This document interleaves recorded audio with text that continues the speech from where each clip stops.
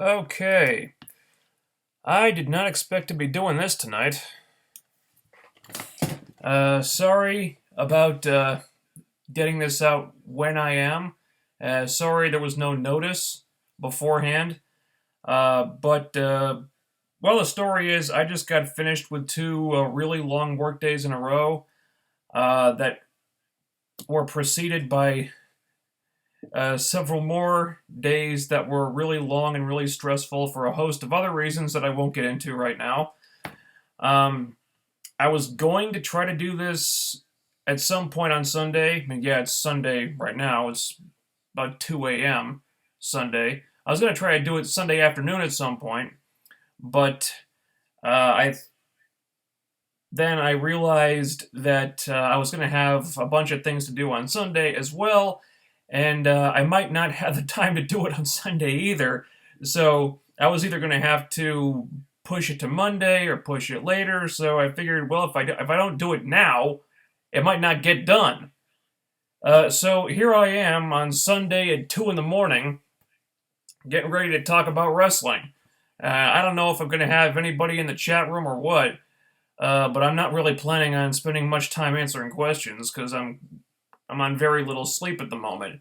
So I'm just gonna give my Bound for Glory thoughts and give some rough Impact thoughts, and then just call it a night. So here we go. Is that working? Yeah, there it is. So, all right, Bound for Glory. To the surprise of nobody, they put the X Division match in the curtain jerker spot because that's just what they do. DJZ versus Trevor Lee. It's a good match, even though it was too short.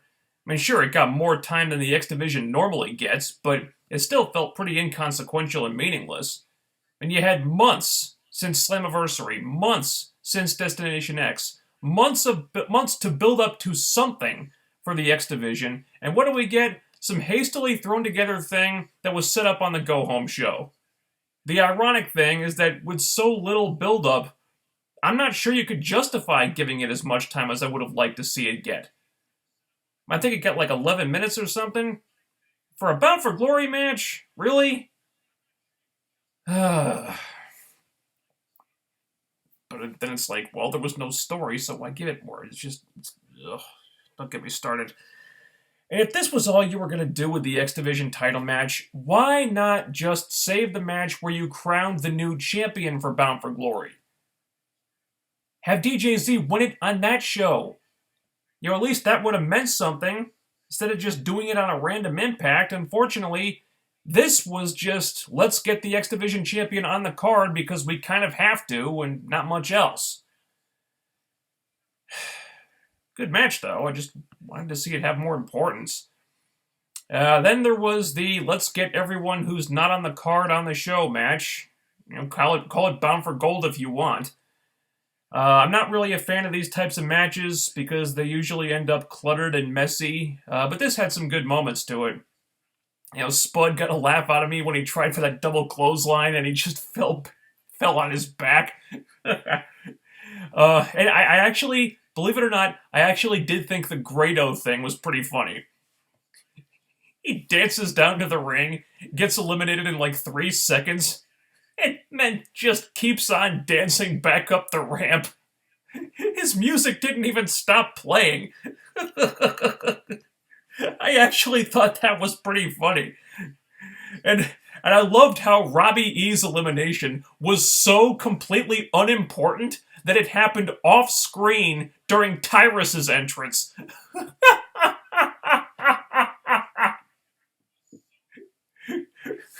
Fuck you, Robbie E. That was great.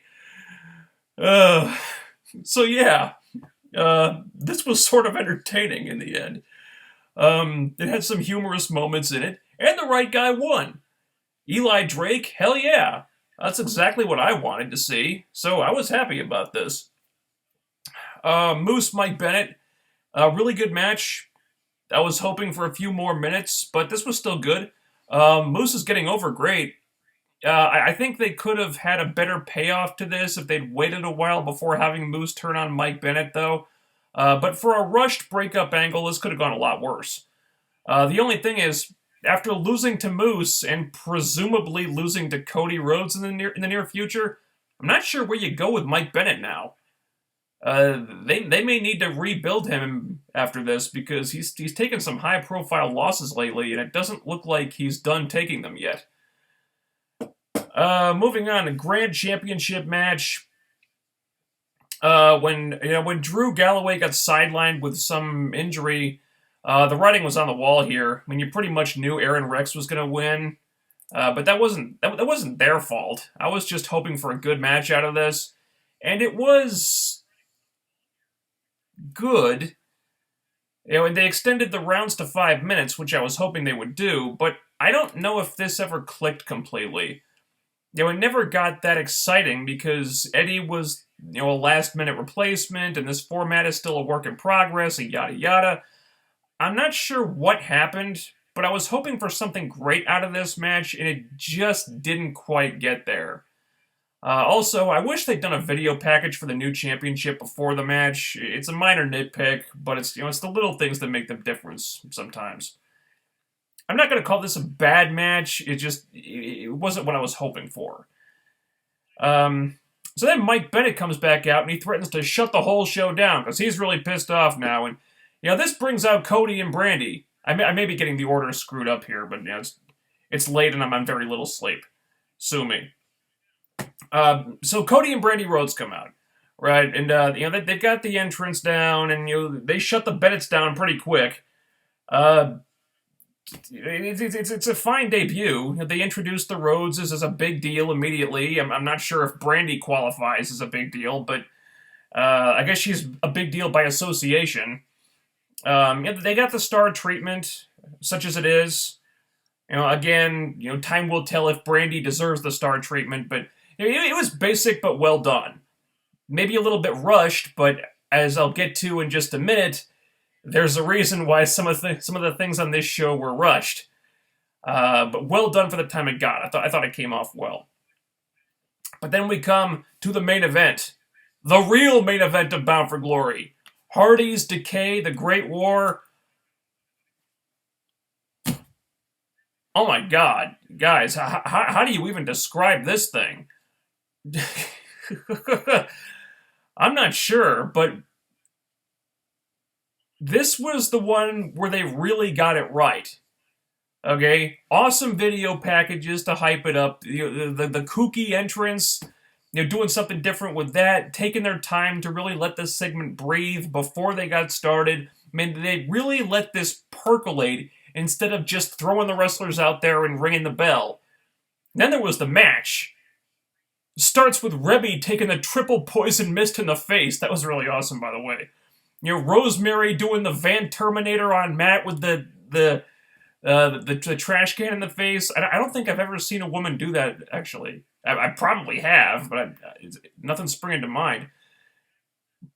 That was also awesome, but that was nothing because the match didn't even really start until they went backstage. And here's where it gets friggin' bizarre. Jeff vanishing and then reappearing wearing a pimp coat and spouting indecipherable gibberish. I'm assuming that's an old gimmick of from Jeff's early days, but who the hell knows?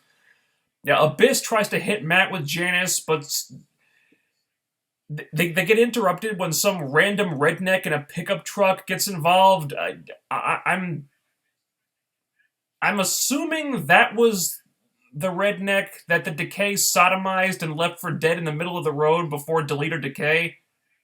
I think I heard it was the same guy. I'm assuming it is. But yeah. They steal his truck again. Man, that guy has bad luck with trucks. So, Matt and Abyss are in the back of the pickup truck fighting as Rosemary is driving this thing down the fucking highway and the camera crew is following with a crane and they're fighting on the truck as it's driving down the fucking highway. This is really something else.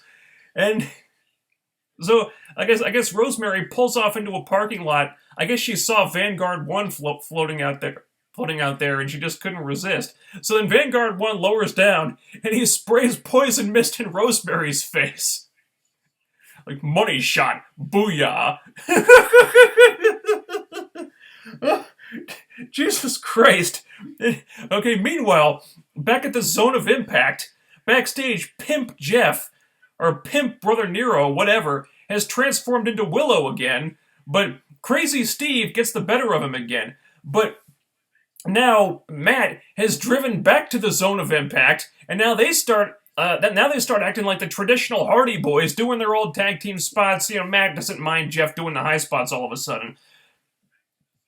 But it's another nod to their tag team days. And then here comes the barbed wire board and the thumbtacks, and Abyss gets side effected onto that. And it's still not done. Rosemary breaks up the pin, but then Rebby comes back, and Rosemary goes through the table, and then Jeff does the swanton on Crazy Steve off the ladder through 2 fucking tables, and then finally, it's done.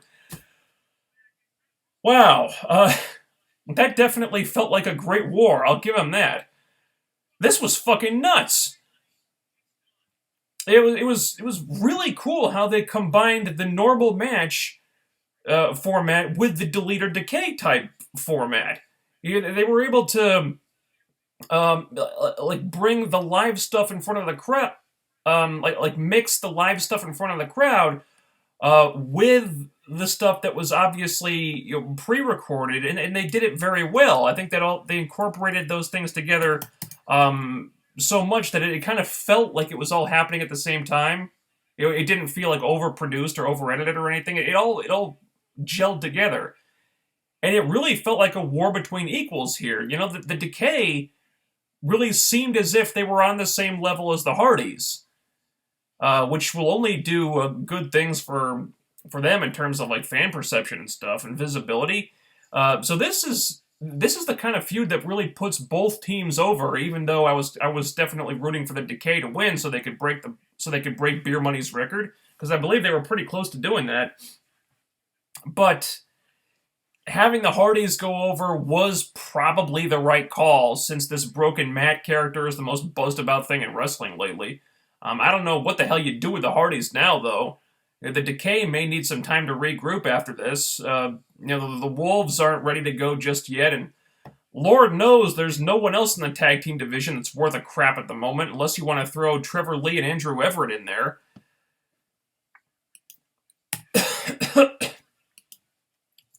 Excuse me. So what next? For the Hardys, beats me. But if they can continue doing stuff like this, count me in. Just don't forget about the Decay, please. So yeah, I mean, the Great War was the real main event of Bound for Glory. Nothing else they did was going to top this. This was crazy. And speaking of things that were not going to top the Great War, that brings me to the Gail Kim stuff. The Hall of Fame induction. Good God. Look, I get that Gail Kim is special. She is. Alright, I get that TNA have a love affair with Gail Kim that will never ever die. But how much is too much? For some reason, they decided to do the entire induction here, instead of what they normally do, which is have the induction ceremony like the night before, and then show highlights of it. They did the whole thing here! Bringing out multiple guests to introduce her. Christy Hemme, Awesome Kong, Taryn Terrell, having Dixie talk her up first, and then Gail comes out to make a speech, and she talks, and talks, and talks. And this went on forever. And it threw off the timing of the entire pay-per-view. The reason why a bunch of the matches felt like they were too short is because they spent what felt like an eternity raving about how Gail Kim walks on water. And she deserved to go into the Hall of Fame, sure. And when someone gets inducted, they deserve to take as much time as they want to savor the moment. But Jesus Christ, TNA, it's only a 3-hour show. And you ate up a hell of a lot of time here.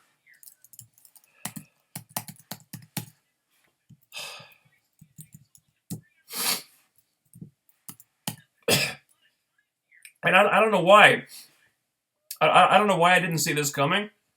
But the "Let's all worship at the altar of Gail Kim" segment, disguised as a Hall of Fame induction, ended up being a hell of a lot longer than the actual Knockouts title match that they built up to for almost a year. I mean, this match, the match itself was like 5 minutes long. That's it. 8 freaking months of build-up for a 5-minute match. And it wasn't even good. I don't think any of us were expecting a great match here because God bless her, but there's a reason why TNA hasn't had Maria wrestling very much. But I thought they'd have like some big angle to cap this off or something. But no, it's the most basic match you could imagine. Gail chases Maria around, cheap shot with the cast. Gail starts fighting back, fights off the interference. Allie accidentally throws the cast to Gail instead of Maria. Gail goes on the attack, and just like that, it's over. Gail didn't even beat Maria up that much, really. She's been pissed at Maria for 8 fucking months, and that's all she does? She really didn't do anything she wouldn't have done in a normal match against a random opponent. For someone who said that she's been just dying to get her hands on Maria for so long now, it was really bizarre that she didn't do so much more to kick Maria's ass when she finally got the chance. It really feels like they just didn't deliver on that promise that Gail was making over and over and over again. And then, as our new Knockouts champion, Gail Kim, is walking to the back, what's the crowd doing? They're chanting, "Ali, Ali, Ali." They're chanting for the woman who was standing outside the fucking ring during the title match that they built up to for 8 months. That shows you how invested the fans were in this feud by the end of it, and given how they capped it off here, I'm not terribly surprised. Can we please move on to a new Knockouts feud, TNA? Preferably one that doesn't involve these two together. Let's create some new matchups. It's way past time. So finally we come to the literal main event. EC3 versus Bobby Lashley for the world title. Solid match. Maybe not everything it could have been, but they were working hard here. There was great effort. I mean, EC3 went high risk at multiple points, did a suicide dive, which is really impressive for a guy his size. The finish was awesome, with Lashley doing that spear off the turnbuckle. Holy shit, I don't think I've ever seen that before. But given the way it ended, maybe the Great War should have gone on last. Like I said, nothing was going to top that, and it had the most build-up to it anyway. The problem with the build-up to this was that EC3 didn't feel like the ultimate challenger. And given some of the events that transpired on Impact, maybe that was the point, but more on that in a little bit. He didn't feel like the right guy at the right time to take the title from Lashley, be that because he wasn't built up properly, or because Moose caught on so quickly, or because Lashley had just been booked to be so dominant that it wasn't believable that he could be taken down at this time. EC3 just didn't look like the guy at the right place at the right time. It didn't feel like the big climactic final showdown, and maybe it wasn't supposed to. So EC3 going over here probably wouldn't have felt appropriate. And now I'm wondering if that was all by design. Maybe they got something else planned for EC3, I don't know. But I feel like Lashley winning was ultimately the right call. Overall, I'd call Bound for Glory a good show. I wouldn't necessarily call it a great show, but it was solid. It wasn't a waste of money or anything. I had some issues, mainly timing. Looking at you, Gail Kim. But there was a lot more good than bad here. There was. You could tell they were trying, just, sometimes things didn't go their way, or the Gail Kim glorification took on a mind of its own and ground the show to a screeching halt for a while. But in the end, I did enjoy it. And moving on to Impact from this past Thursday. These are just going to be my rough thoughts because uh, I haven't had much free time at all since the show aired to really organize my notes or anything, or really put a lot of thought into what I was going to say here. I've just got some basic notes that I jotted down during the show. Uh, I really haven't had time to think about it much since then because I've been really busy with other stuff. But yeah, we'll talk about Impact, a little bit here. We start out with Lashley, coming out and talking about his big win at Bound for Glory, and talking about how dominant he is, and how nobody can beat him. And given the way he's been booked for the duration of his title reign, he's got a lot to brag about. Because this is one of the most dominant title reigns I've seen in a long time. So then Aaron Rex comes out from out of nowhere, and he says that Lashley's not the man, he's the man because he's got the Grand Championship. And okay, it's the kind of thing you want to be saying to put over this championship and make sure it doesn't fall into the same trap that the legend / global / TV / King of the Mountain / throw it in a dumpster and burn it burn it with fire championship fell into. Treat this thing like something important because whoever has that title, he's the man. Okay. So Aaron Rex saying that. All right, good. So just when you think they're about to start feuding, then Gail Kim comes out for some reason and says that the women are changing the business. Okay. I won't disagree with that, Gail, but what does that have to do with this? And what Lashley and Rex are talking about? It doesn't really have anything to do with that. Then the Broken Hardys come out, and then Matt says that, screw changing the business, I've changed the universe, and because we all live in a broken universe now. And then DJ Z comes out for some reason, and he hypes the debut of Team X Gold. And apparently TNA forgot to tell us what the hell Team X Gold is, because they just let it hang there for a minute, awkwardly, and I'm like, what the hell is this? Did I miss something? Was there an announcement? Was there a press release? What is Team X Gold? I don't fucking know. And then Billy comes out, and he's ditched the $2 suits, and he's looking kind of emo for some reason. I don't know what that's about, but he looks more comfortable this way, that's for sure.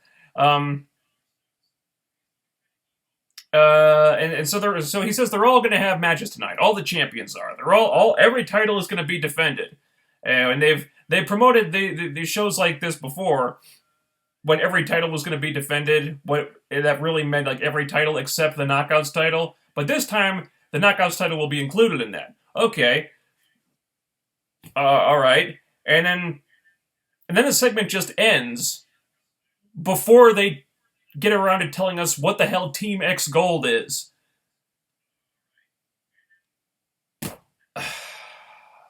I gotta say, this was an awkward segment. It felt like a really inorganic and frankly clumsy way of getting all the champions in the ring at the same time, when they didn't really have a way of getting them all together that made sense. It's just like all of a sudden they just all decided to come out and talk about stuff. I guess with Aaron Rex coming out to confront Lashley, it sort of made sense. But then Gail, why did Gail come out? What sense did that make? And then the Hardys, okay, Matt's so weird. He can kind of, you can say it's just Matt, it's just Broken Matt being Broken Matt, I guess. But then DJ Z, it's like, what the hell is Team X Gold? Tell us what it is first. I don't know what was going on here. Awkward segment. So then we come back from commercial and we get the debut of Team X Gold. And apparently Team X Gold is just another word for a 6-man tag match. Why not just call it a 6-man tag match?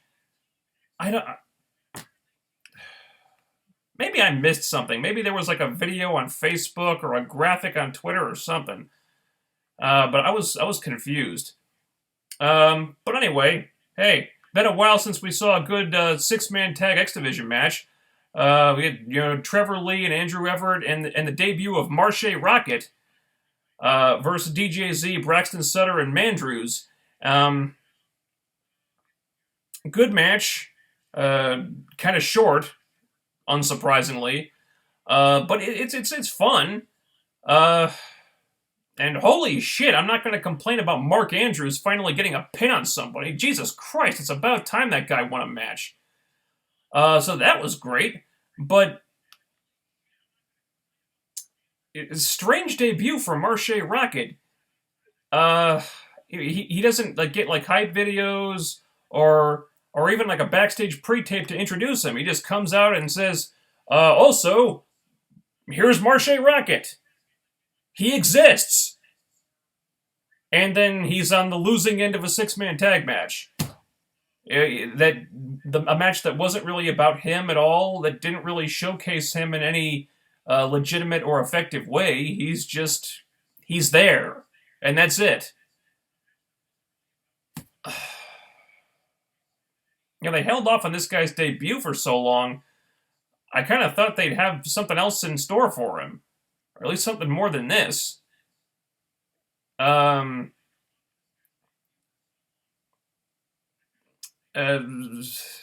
they'll have more for him later on. I don't know.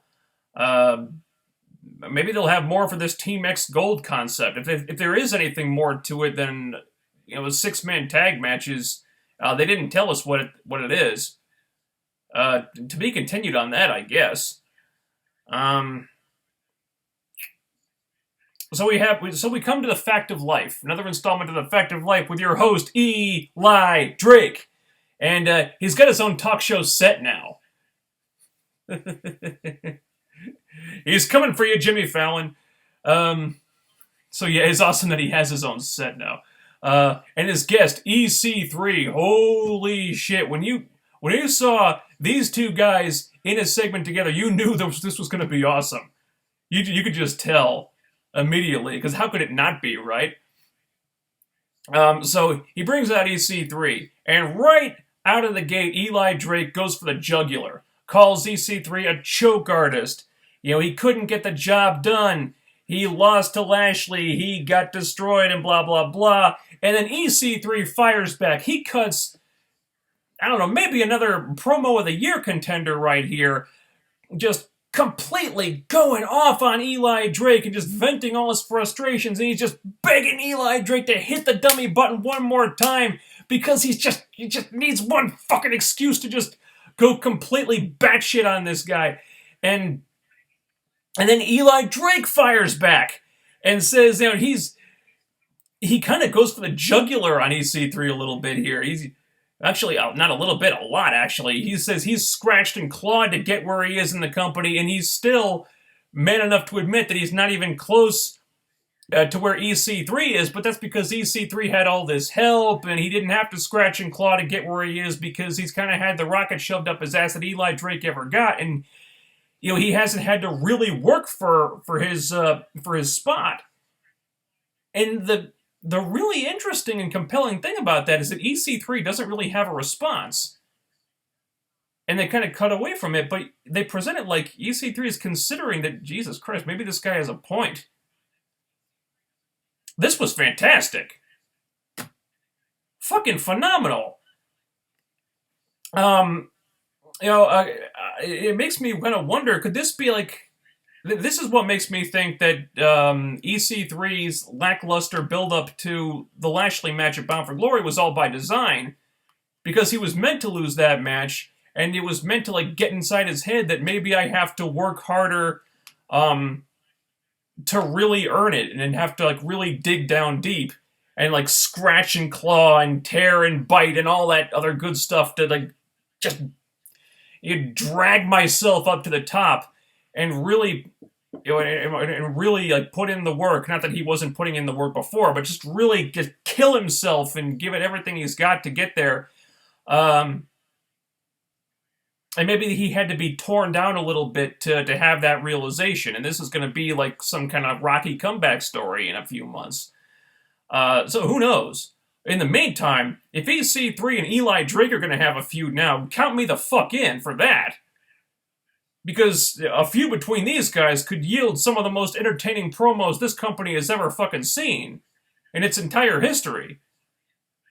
Yeah, I think it kind of makes sense to do, actually, because Eli Drake has that Bound for Gold title shot, so you got to build him up for that. In the meantime, the way this EC3, the latest turn in this EC3 angle, where he's coming to this realization that maybe he hasn't scratched and clawed as much as he could, it would kind of make sense for him to lose more matches and maybe hit like a rock bottom point. So in a way, there's an excuse to have Eli Drake go over on EC3, and it would kind of make sense for both guys. So I think this feud makes a lot of sense to do right now. I really fucking hope they do, because I'm salivating at the promos we could get if this was any indication. Holy crap. Oh, here was something cool. Sienna finally got her fucking rematch for the Knockouts title. Her contractually obligated rematch as the former champion. Now, if Jade and Allie could get their contractually obligated rematches, we'll be in business. But, hey, Sienna got hers. Unfortunately, the champion is Gail Kim now. So, you knew how this was going to go. It's a good match, but of course Sienna loses, and of course she loses too quickly. Because, God forbid, she looked too strong against the almighty, savior of women's wrestling and God's gift to women's wrestling that is Gail Kim. So there's a beatdown, Maria's team, her and Sienna and Laurel Van Ness beat down Gail. Now, when Allie doesn't participate in this, she just stands off looking uncomfortable, and of course the crowd starts chanting for Allie because she's the only person in this situation that they care about. Because Gail Kim getting beaten down by 3 people isn't enough to make them cheer for Gail. So Maria wants Allie to slap Gail, and again she refuses, and the crowd's just chanting, Allie, Allie. And so Maria is invoking her rematch clause, because Maria gets a rematch clause as a former champion, but Jade and Allie don't, of course. And it's going to be a no DQ match. And they're basically hinting through this segment that that's basically like putting Gail in a 3-on-1 handicap match, right? It's basically what it is, because she's going to have to contend with not just Maria, but Sienna and Laurel as well. So it's basically a 3-on-1 handicap match. And this should seem like they're putting Gail's back against the wall, like she's having to face insurmountable odds, but she's not. Because we've seen her win 3-on-1 handicap matches before. Remember last summer? Like a year ago? Last summer when she was winning handicap matches almost week by week? Like almost every single show, like she was like just obliterating the dollhouse? Getting over on them in handicap situations? There was at least one she beat them in at least one 3-on-1 handicap match that I can remember. It was probably more. But yeah, just multiple handicap matches, she was kicking their asses. And now we're supposed to think that she can't win this one?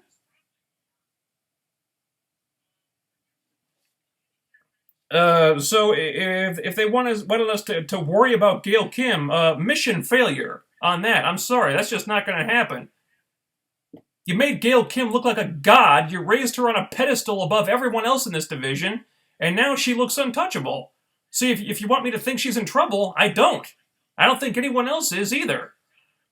And the really funny thing about this is that I guess they're doing this thing now where Madison Rayne is going to be commentating on the knockout matches.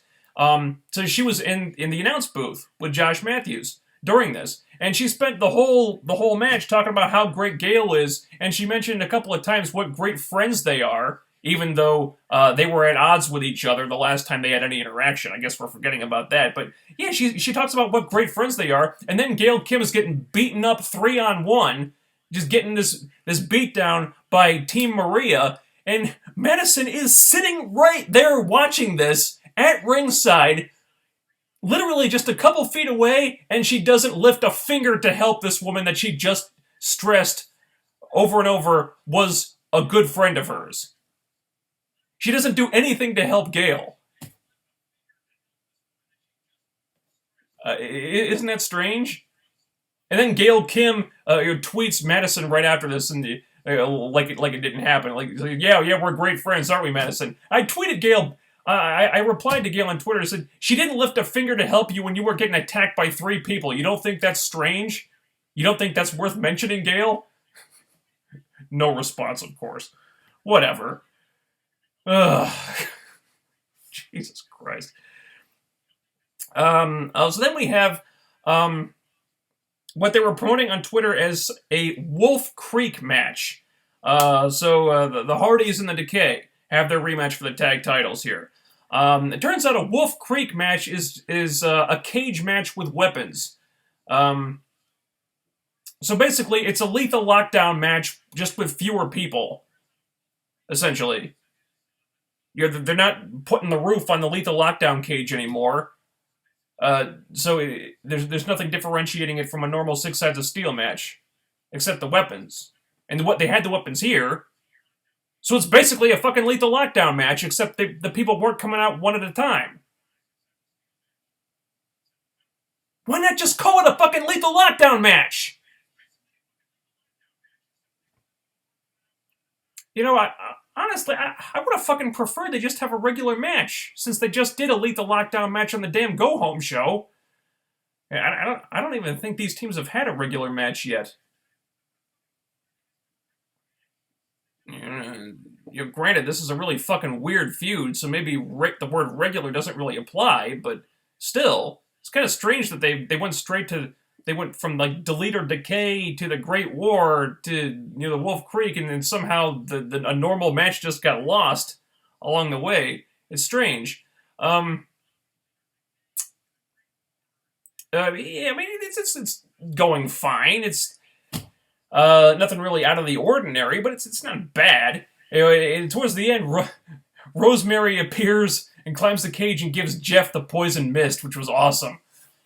I love what they do shit like this with with Rosemary rather. How she's not afraid to mix it up with the guys, and fucking let's just take a minute to appreciate this. Fucking Courtney Rush attacked Jeff Hardy, and it worked. Courtney Rush hurt Jeff Hardy. I just think that's really fucking cool. And then Rebby appears and takes her out. It was at this point that my feed cut out and I missed the end of the match. I saw it later, but I guess that was from Hurricane Matthew, and apparently I wasn't the only one. And I'm guessing that's what contributed to the lower rating, because a lot of people were because Pop was having technical problems due to weather again. Jesus Christ, Pop, how do you let this happen a second time? Whatever. I would have preferred a regular match, honestly, because I don't feel like there was anything really spectacular about this. But I guess the feud started weird, it should end weird. I guess that makes sense.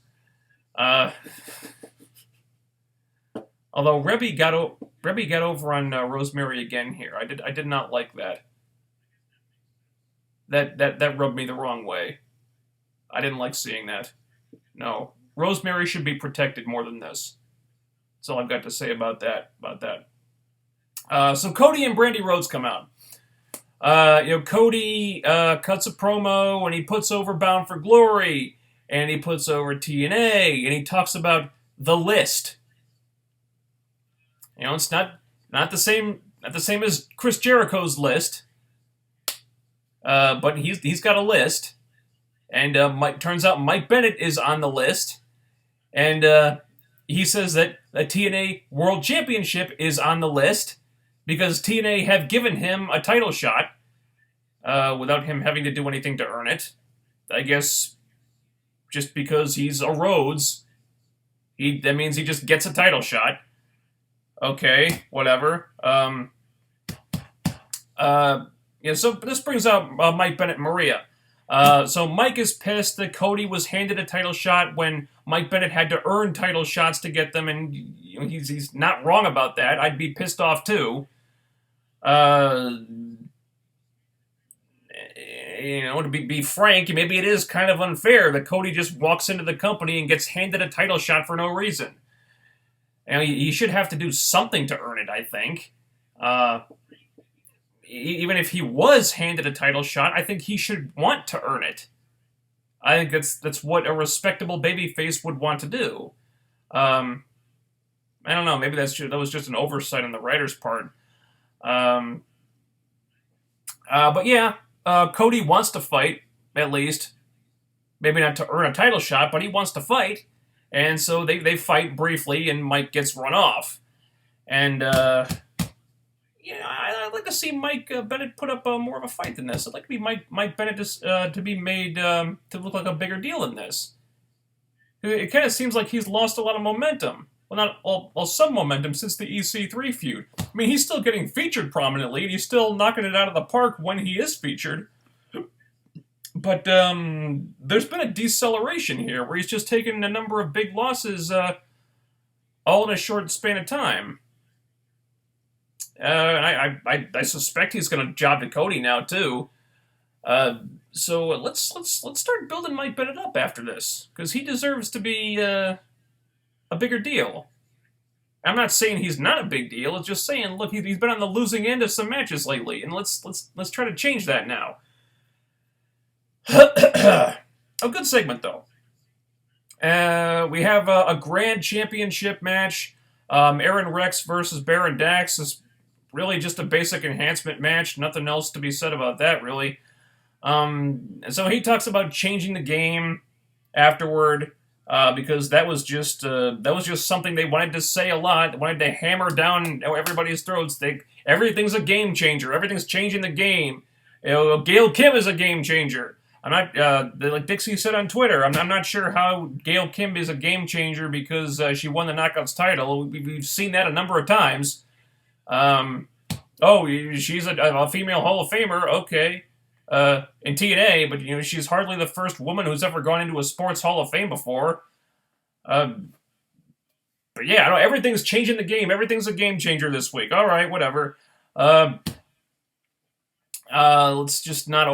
not overdo it, Something interesting about this promo. It's like a typical babyface-esque promo. It was really generic, actually. Something you wouldn't expect from a guy with as much personality as Aaron Rex has. It was almost too generic, though. Like, so generic that it was like... It felt like kind of suspicious. Like, this is the kind of promo somebody cuts like right before he does something heelish or starts acting in a manner opposite to what he's talking about. Like the babyface act is just a facade, and it's really not what he really thinks. Something like that. It made me think like this guy's about to turn heel. Because if he's not, then it's like they've put absolutely no thought, like less than zero thought, into the character.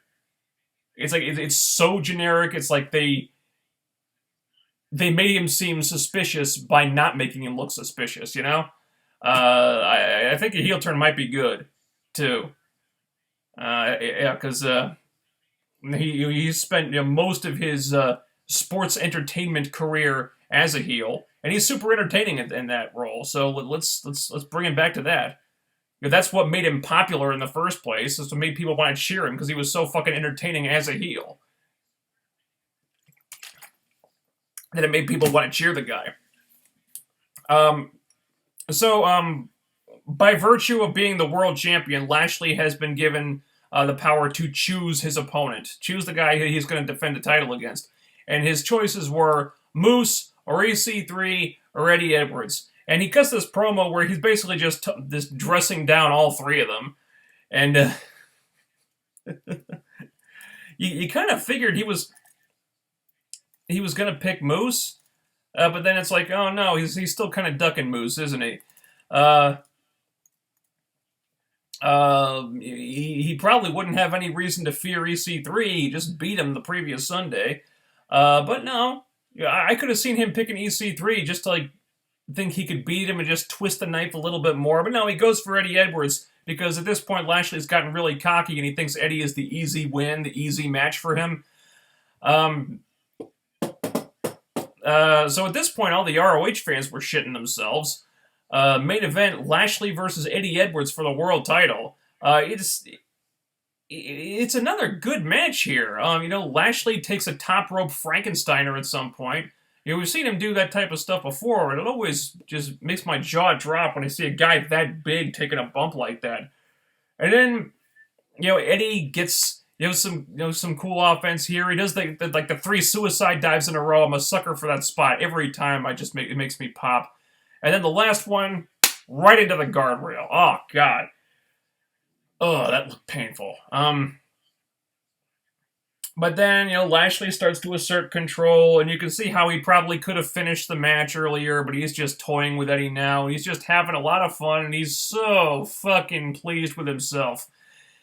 And then, Eddie pisses him off a little bit, gets a few shots in, just a few too many shots in, and then Lashley decides to just, all right, this fucker's dead.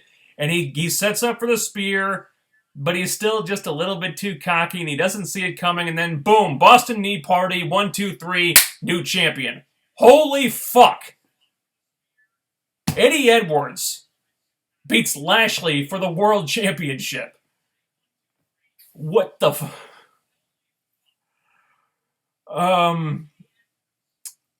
Wow, so Eddie Edwards succeeds where EC3 failed.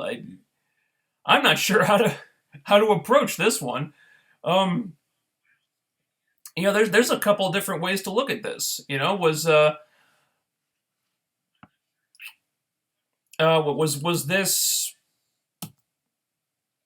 this TNA just giving Eddie a pat on the back after he kind of did get shortchanged with the X Division title situation a few months ago?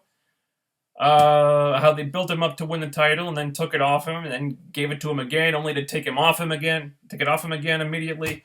Was this them just giving him a make good for his hard work? Was this a way to maybe pull in some ROH fans?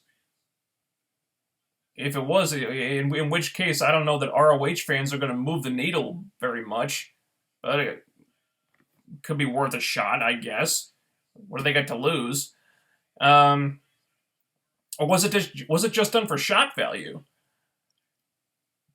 I could see it working for shock value. I mean, the spoilers are going to be out there, but for casual fans who don't like spoilers, I don't know if they would have seen this coming. Wow. It was a cool moment. I don't see Eddie Edwards being like a long-term champion. I don't know that he's a guy that's going to put asses in the seats as far as casual fans go. But who knows? Like I said, shock value can certainly work in the short term. And I think it kind of made sense. Lashley didn't. Eddie didn't really beat Lashley. I think Lashley beat Lashley because he got cocky and he got caught by surprise. He got caught by surprise, and Eddie, there was a certain amount of luck involved, but Eddie just caught him unaware and capitalized when Lashley kind of slipped up and wasn't taking the match really seriously. He thought this was going to be an easy match. He took Eddie for granted, and Eddie surprised him. And it kind of made sense. Because Lashley his head just got a little too big, and it backfired on him. So I think it made sense in that case. It was a really cool moment. My thing is, they cut away from it really quickly. This was the most dominant world title reign I could remember in years. That title reign coming to an end should have been treated like a huge deal. And I'm not saying this wasn't treated like a huge deal, but for fuck's sake, stay on that for a few minutes afterward. Really let that moment sink in. But, Eddie wins the title, and then 20 seconds later, the show is like, oh, that's all the time we've got tonight, wrestling fans. Stay tuned for the premiere of Wolf Creek. Let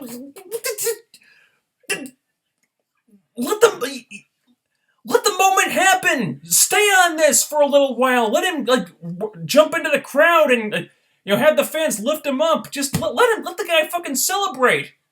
for a few minutes. Why are you cutting away from that so fast? It's just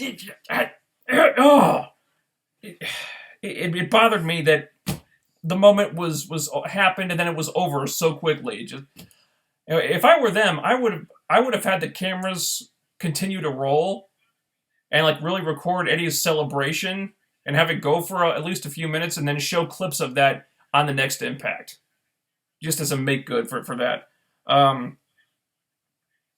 So yeah, hopefully they'll do something like that. Time will tell if this Eddie Edwards experiment pays off. I think it was a cool way to take the belt off Lashley if they were going to do it. Like I said, I didn't feel like EC3 was the right guy at the right time, and I think that was by now. I think that was by design. I don't think he was supposed to feel that way. But Eddie Edwards, I think in a weird way, it kind of worked here. Because the story was there. Lashley just took him for granted and didn't take him seriously, and he should have. I don't necessarily think Eddie will have the belt very long. But if it's a pat on the back, if it's a make good, fucking good for Eddie Edwards. Good for him. I mean, the guy's a great worker, a great performer. He deserves it. Let's give the guy a run with the world title. Why the fuck not? Like I said, what do they got to lose right now? And it was unexpected. It did make for a pretty surprising moment. So, let's see where this goes. So yeah, a good show for the most part. Like I said, some things I wasn't really on board with. Some issues there. But for the most part, it was another one of those more good than bad type deals. I probably I give it like a thumbs in the middle, slanting upward. There were some story things that I'd like clarified, like what the hell is this Team X Gold thing? Why are you giving like matches weird names? Why not just call it what it is? Why not just call it a 6-man tag? Wolf Creek match, what the hell is that? Oh, by the way, there were no wolves or creeks in that match. So, okay, I get it. You want Pop TV wants you to cross promote their new Wolf Creek show, but that was the best you could come up with. You're gonna do a fucking lethal lockdown match, and you're just gonna call it a Wolf Creek match. Where are the wolves and where are the creeks? You're just gonna call it a Wolf Creek match? Why? You couldn't come up with something with a better way to promote this Wolf Creek show than that? Were you just spiting Pop TV there? Did they ask you for help promoting the show? I was like, okay, we're just gonna take a random match and call it a Wolf Creek match, and there you got your promotion, assholes. You know, I don't know. But yeah, it was a good show. Minus some issues I had. But now there you go. There's your review. Might not be as like articulate as I'm used to being, but like I said, I didn't really have a whole lot of time to put a lot of thought into this or organize my notes in any major way because I've kind of had a lot on my plate the last couple of days, and I haven't had the time in the day to do it. And wow, it is pushing 3 a.m. I got things to do tomorrow. Oh man.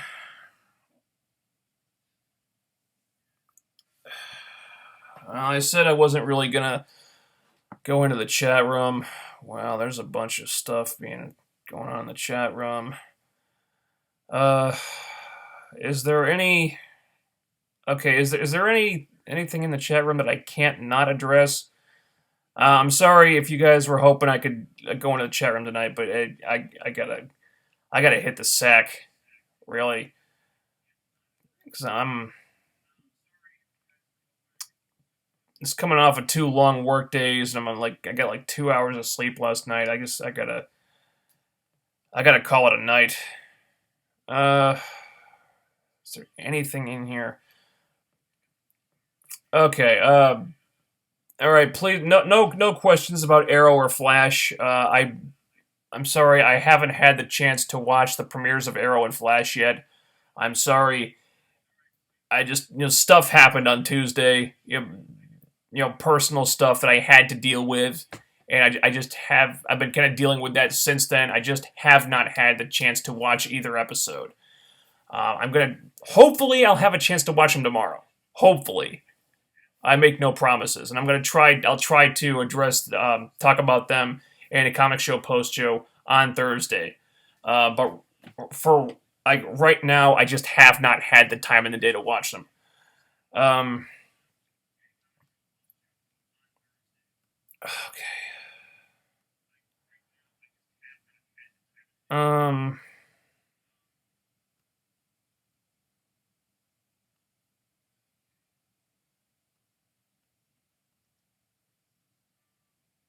Eddie Edwards has a charisma deficiency, though. I don't disagree with that, but it hasn't stopped him from getting over. Like I said, I don't really expect Eddie to be a long-term champion. I think in the short term they can make it work, and the novelty won't wear off that quickly. So I mean, if it's going to be like a matter of weeks, I don't think it's going to hurt anybody. Uh, yeah. You know what, guys? I got to get going. This is actually going on longer than I thought it would. So I'm sorry if you guys were hoping I could address like some of your questions and comments and stuff, but I can't do it tonight. I gotta call it quits. I got a bunch of stuff I gotta do tomorrow, so I really just need to go to sleep. I will hopefully see you on Thursday, unless I've got other stuff going on. I might, but with any luck, things will have cleared up by now. So hopefully I can get back to my normal schedule.